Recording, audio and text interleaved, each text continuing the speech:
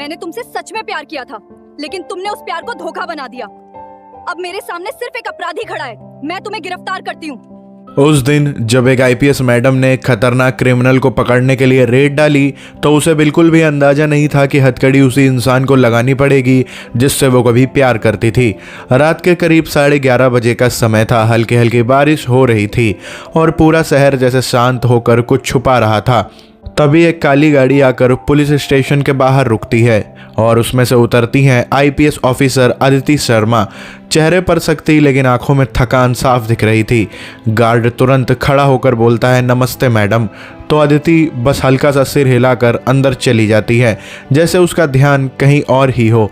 अंदर जाते ही वो सीधे जांच कक्ष की तरफ बढ़ती है, जहां इंस्पेक्टर राजीव और 2 और ऑफिसर पहले से खड़े होते हैं। राजीव थोड़ा घबराए हुए अंदाज में फाइल आगे बढ़ाते हुए कहता है, मैडम एक मामला आया है, थोड़ा उलझा हुआ लग रहा है। अदिति बिना कुछ बोले फाइल लेती है और पन्ने पलटने लगती है। तभी अचानक उसका हाथ रुक जाता है, उसकी उंगलियां हल्की सी कांपती हैं, जैसे किसी नाम या तस्वीर ने उसे अंदर तक हिला दिया हो। राजीव उसकी तरफ देखते हुए धीरे से पूछता है, मैडम सब ठीक है ना? अदिति एक पल के लिए चुप रहती है, फिर खुद को संभालते हुए ठंडी आवाज में पूछती है, संदिग्ध कौन है? राजीव थोड़ा हिचकिचाते हुए कहता है, मैडम ये आदमी बहुत चालाक है, बार बार अपनी पहचान बदलता है, किसी को इसका असली नाम तक नहीं पता, लेकिन इस बार उसने एक गलती कर दी। अदिति बिना ऊपर देखे पूछती है, कौन सी गलती?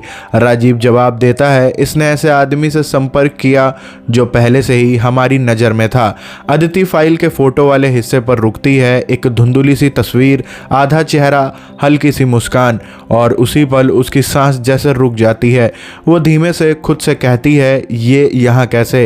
कमरे में सन्नाटा छा जाता है। बाकी अफसर एक दूसरे को देखने लगते हैं। राजीव धीरे से पूछता है, मैडम आप इसे जानती हैं क्या? अदिति तुरंत फाइल बंद कर देती है और सख्त आवाज में कहती है, यह मामला अब मैं खुद संभालूंगी, किसी और को बीच में आने की जरूरत नहीं है। राजीव थोड़ा घबरा कर कहता है, लेकिन मैडम नियमों के हिसाब से। अदिति उसकी बात काटते हुए कहती है, राजीव मुझे नियम मत समझाओ, जो कहा है वो करो। उसकी आवाज शांत थी लेकिन उसमें ऐसा दबाव था कि कोई और कुछ बोल नहीं पाया। अदिति वहां से बाहर निकल जाती है, लेकिन उसके कदम तेज हो चुके थे और उसकी मुट्ठी कस गई थी, जैसे वो किसी सच्चाई से भागना चाहती हो, लेकिन वही सच्चाई उसे अपनी तरफ खींच रही हो। क्योंकि जिस चेहरे को उसने अभी फाइल में देखा था वो कोई और नहीं बल्कि वही आदमी था जिसे वो कभी अपना सब कुछ मानती थी, और ये तो बस शुरुआत थी। अदिति जैसे ही जांच कक्ष से बाहर निकली, उसके कदम अपने आप तेज होते चले गए। दिल की धड़कन सामान्य से कहीं ज्यादा तेज हो चुकी थी। दिमाग में बार बार वही धुंधली तस्वीर घूम रही थी। वो सीधे अपने कैबिन में गई, दरवाजा अंदर से बंद किया और कुछ सेकंड तक चुपचाप खड़ी रही। फिर धीरे से कुर्सी पर बैठ गई। सामने मेज पर रखी फाइल को घूरते हुए उसने गहरी सांस ली और खुद से बुदबुदाई, नहीं ये वही नहीं हो सकता, वो ऐसा नहीं हो सकता। लेकिन जैसे ही उसने फाइल को दोबारा खोला और उस फोटो को ध्यान से देखा, उसकी आंखों में एक अजीब सी सच्चाई उतरने लगी। उसी वक्त दरवाजे पर हल्की सी दस्तक हुई। मैडम अंदर आ सकता हूँ? राजीव की आवाज़ थी। अदिति ने तुरंत फाइल बंद की और सामान्य बनने की कोशिश करते हुए बोली, हाँ आओ। राजीव अंदर आया और थोड़ा झिझकते हुए बोला, मैडम मैंने सोचा आपसे केस के बारे में थोड़ी सी डिटेल शेयर कर दूं। अदिति ने ठंडे लहजे में कहा, जो जरूरी है वो बताओ। राजीव ने फाइल का दूसरा हिस्सा खोलते हुए कहा, मैडम पिछले 3 महीनों से शहर में जो सीक्रेट नेटवर्क चल रहा है उसी का लीडर यही आदमी माना जा रहा है। हर बार अलग नाम अलग चेहरा, लेकिन काम करने का तरीका एक जैसा। अदिति ने बीच में ही पूछ लिया, काम कैसा? राजीव बोला, लोगों को फंसाना, उनका भरोसा जीतना और फिर उन्हें इस्तेमाल करना, पैसों के लिए या किसी बड़े खेल के लिए। यह सुनकर अदिति की उंगलियां मेज पर कस गईं, जैसे हर शब्द उसे अंदर तक चुभ रहा हो। राजीव ने आगे कहा, मैडम हमें एक और चीज मिली है। अदिति ने उसकी तरफ देखा और कहा, क्या? राजीव ने धीरे से एक फोटो आगे बढ़ाई। इस बार तस्वीर थोड़ी साफ थी, उस आदमी का साइड फेस और उसके हाथ में एक घड़ी। अदिति की आंखें उस घड़ी पर टिक गईं, उसका चेहरा एकदम सख्त हो गया। उसने बहुत धीमे लेकिन भारी आवाज में कहा, ये घड़ी? राजीव ने पूछा, आपने कहीं देखी है क्या? अदिति ने तुरंत खुद को संभाला और कहा, नहीं बस पूछ रही थी। लेकिन अंदर से वो पूरी तरह हिल चुकी थी, क्योंकि वही घड़ी उसने सालों पहले खुद उसे गिफ्ट की थी। कुछ पल के सन्नाटे के बाद अदिति ने कुर्सी से उठते हुए कहा, इस आदमी की हर एक मूवमेंट पर नज़र रखो, कॉल रिकॉर्ड्स, लोकेशन और सब कुछ चाहिए मुझे। राजीव ने सिर हिलाया, जी मैडम, और बाहर चला गया। जैसे ही दरवाज़ा बंद हुआ अदिति ने अपने दोनों हाथ मेज पर रखे और सिर झुका लिया। यादें अपने आप सामने आने लगी। वो दिन जब पहली बार उसकी मुलाकात उससे हुई थी, एक कैफ़े में, जब वो सिर्फ एक साधारण लड़की थी और वो आदमी बेहद सादा, बेहद भरोसेमंद लगा था। तुम हमेशा इतनी सीरियस रहती हो क्या? उसने मुस्कुराते हुए पूछा था और अदिति ने हल्का सा मुस्कुराकर जवाब दिया था, नहीं, बस काम की आदत है। वो हंस पड़ा था। फिर वो बोलता है, तो आज काम भूल जाओ, सिर्फ कॉफ़ी पर ध्यान दो। अदिति की आंखों में वो पुराना दृश्य चमक कर चला गया और फिर अचानक वर्तमान में लौटते हुए उसने खुद से कहा, अगर ये सच है तो मैंने सबसे बड़ी गलती की है। तभी उसका फ़ोन बजा। स्क्रीन पर एक अनजान नंबर चमक रहा था। अदिति ने कुछ सेकंड सोचा और फिर कॉल उठाई। हेलो। दूसरी तरफ कुछ सेकंड तक सन्नाटा रहा। फिर एक जानी पहचानी धीमी और आत्मविश्वासी भरी आवाज़ आई, इतने सालों बाद भी तुम्हारी आवाज़ बिल्कुल नहीं बदली अदिति। ये सुनते ही अदिति का दिल जैसे रुक गया। उसकी उंगलियां फोन पर कस गईं। उसने सख्त आवाज में कहा, कौन बोल रहा है? दूसरी तरफ से हल्की सी हंसी आई और वो कहता है, इतनी जल्दी भूल गई या भूलने का नाटक कर रही हो? अदिति ने गुस्से को दबाते हुए कहा, सीधे मुद्दे पर आओ। आवाज फिर आई, मुद्दा तुम हो और वो फाइल जो अभी तुम्हारे सामने रखी है। अदिति एकदम सतर्क हो गई। तुम मुझे देख रहे हो? जवाब आया, हमेशा से, बस तुम्हें पता नहीं था। अदिति कुर्सी से खड़ी हो गई। उसकी नजरें कमरे में घूमने लगी और वो कहती है, तुम चाहते क्या हो? कुछ पल की खामोशी के बाद वो आवाज़ बोली, सिर्फ एक मुलाकात आमने सामने, ताकि तुम खुद सच देख सको। अदिति ने बिना सोचे कहा, कहाँ? आवाज़ ने धीरे से कहा, वही जगह जहाँ सब शुरू हुआ था। कॉल कट गई। अदिति कुछ सेकंड तक फ़ोन को देखती रही। फिर उसने तुरंत इंटरकॉम उठाया। राजीव, तुरंत मेरे कैबिन में आओ। राजीव भागता हुआ आया। जी मैडम। अदिति ने तेज़ी से कहा, मुझे शहर के सभी पुराने कैफ़े की लिस्ट चाहिए, खासकर वो जो 5 साल पहले भी चल रहे थे। राजीव हैरान होकर बोला, अभी? अदिति ने सख्ती से कहा, अभी। राजीव बिना कुछ पूछे निकल गया। अदिति खिड़की के पास जाकर खड़ी हो गई। बाहर बारिश अभी भी जारी थी। उसने धीरे से खुद से कहा, तुमने गलती की है, इस बार मैं तुम्हें छोड़ूंगी नहीं। लेकिन उसके दिल के किसी कोने में अब भी एक सवाल था, अगर वो सच में वही है तो उसने ऐसा क्यों किया? और इसी सवाल के साथ वो उस मुलाकात के लिए तैयार होने लगी। अगले दिन सुबह शहर पर हल्की धूप थी, लेकिन अदिति के अंदर अभी भी रात वाला तूफान चल रहा था। उसने पूरी रात ठीक से नींद नहीं ली थी। बार बार वही आवाज़, वही तस्वीर, वही यादें दिमाग में घूमती रहीं। सुबह 8 बजे के आसपास वो फिर से अपने कैबिन में बैठी फाइल के हर पन्ने को ध्यान से देखने लगी, जैसे अब वो सिर्फ एक अफसर नहीं बल्कि किसी अपने की सच्चाई तलाश रही हो। तभी दरवाज़ा खुला और राजीव जल्दी जल्दी अंदर आया। मैडम, आपने जो कहा था, शहर के पुराने कैफ़े की लिस्ट तैयार है। अदिति ने तुरंत पूछा, कितने हैं? राजीव बोला, करीब 17, लेकिन इनमें से 5 ऐसे हैं जो 5 साल पहले भी उसी हालात में थे। अदिति ने लिस्ट ली, एक एक नाम पर नजर दौड़ाई और अचानक उसकी उंगलियां एक नाम पर रुक गईं। उसकी आंखों में हल्की सी चमक आई, यही है। राजीव ने झुक कर देखा, मैडम, ये जगह पर तो अब काफ़ी कम लोग जाते हैं, ये पुरानी हो चुकी है। अदिति ने धीरे से कहा, लेकिन कुछ यादें पुरानी नहीं होती। फिर उसने सख्त आवाज़ में कहा, आज शाम हम वहीं जाएंगे, लेकिन ऑफिशियली नहीं। राजीव थोड़ा चौंका और कहता है, मतलब?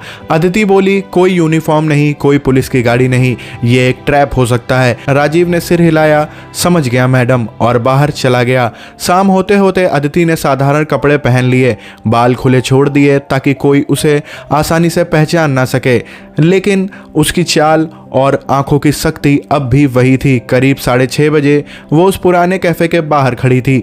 वही जगह, वही दरवाज़ा, वही हल्की सी कॉफ़ी की खुशबू, सब कुछ वैसा ही, बस वक्त बदल चुका था। वो अंदर गई, चारों तरफ नज़र दौड़ाई। कुछ लोग बैठे थे लेकिन कोई भी उसे खास नहीं लगा। वो धीरे से एक कोने वाली टेबल पर बैठ गई, वही टेबल जहां वो पहली बार उससे मिली थी। उसने घड़ी देखी, 6:35, फिर 6:40। हर सेकंड जैसे भारी लग रहा था। तभी पीछे से एक आवाज़ आई, तुम अभी भी वक्त से पहले आ जाती हो।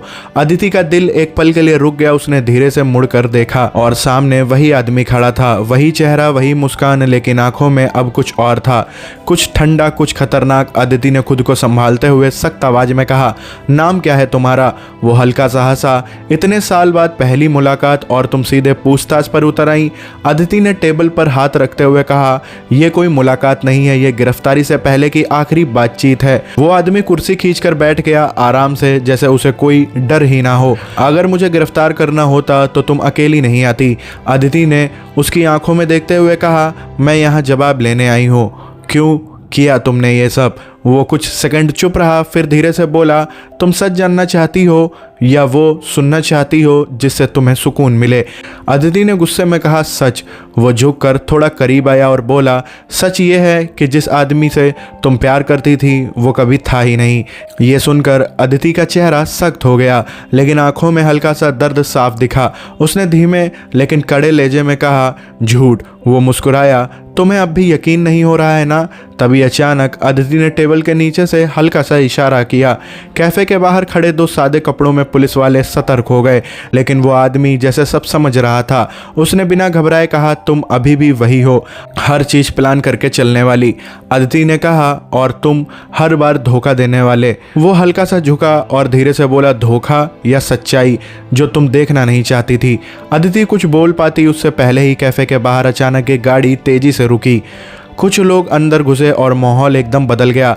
अदिति तुरंत खड़ी हो गई, उसकी नजरें चारों तरफ दौड़ गईं। लेकिन जब उसने फिर से उस आदमी की तरफ देखा, वो कुर्सी खाली थी, वो गायब हो चुका था और ये साफ था कि ये सब पहले से प्लान किया गया था। अदिति ने दांतों को भींचते हुए कहा, तुम भाग नहीं सकते, इस बार नहीं।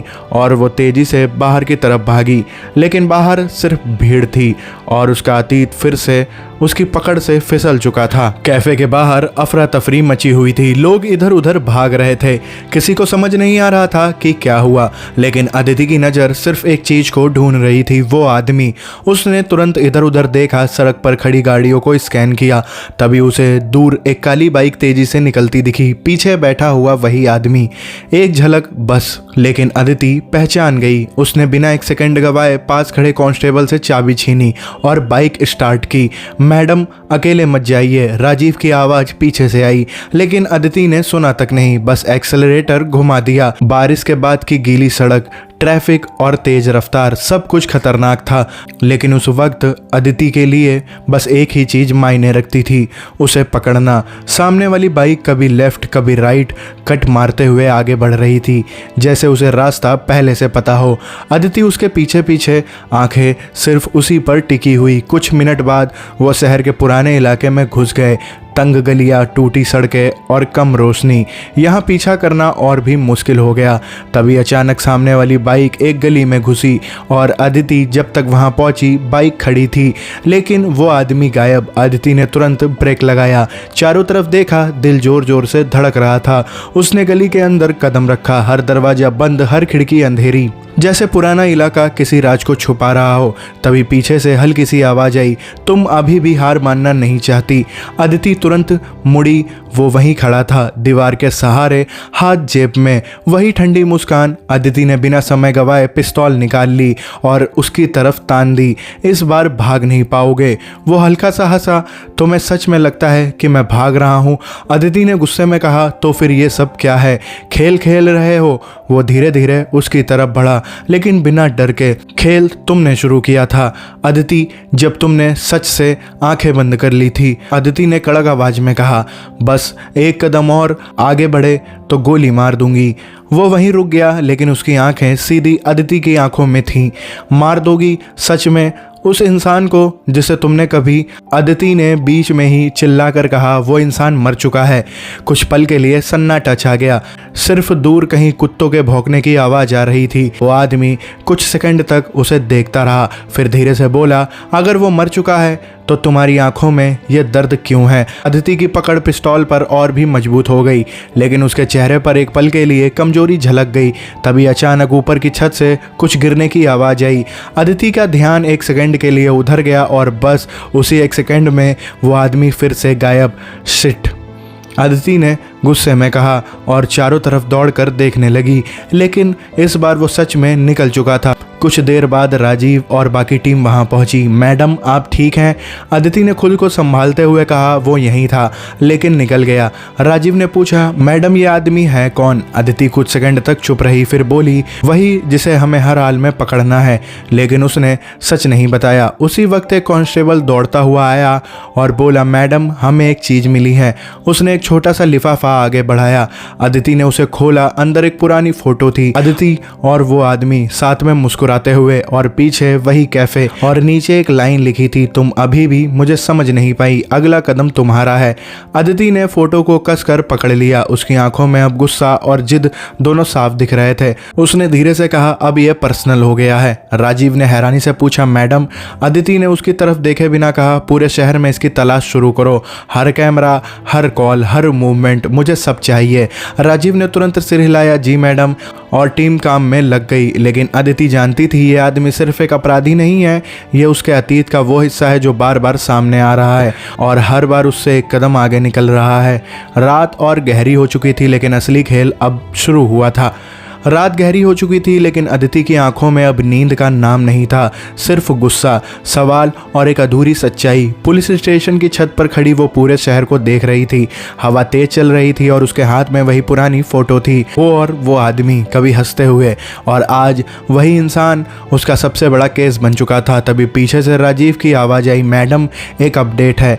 अदिति बिना मुड़े बोली, बोलो। राजीव ने पास आकर कहा, हमें उसका एक पक्का लोकेशन मिला है, शहर के बाहर पुराना गोदाम। पिछले कई दिनों से वहां मूवमेंट ट्रैक हो रही है। अदिति ने तुरंत फोटो मुट्ठी में दबाई और बोली, टीम तैयार करो, अभी चलते हैं। करीब आधे घंटे बाद पुलिस की गाड़ियां बिना सायरन के उस सुनसान इलाके में पहुंच चुकी थी।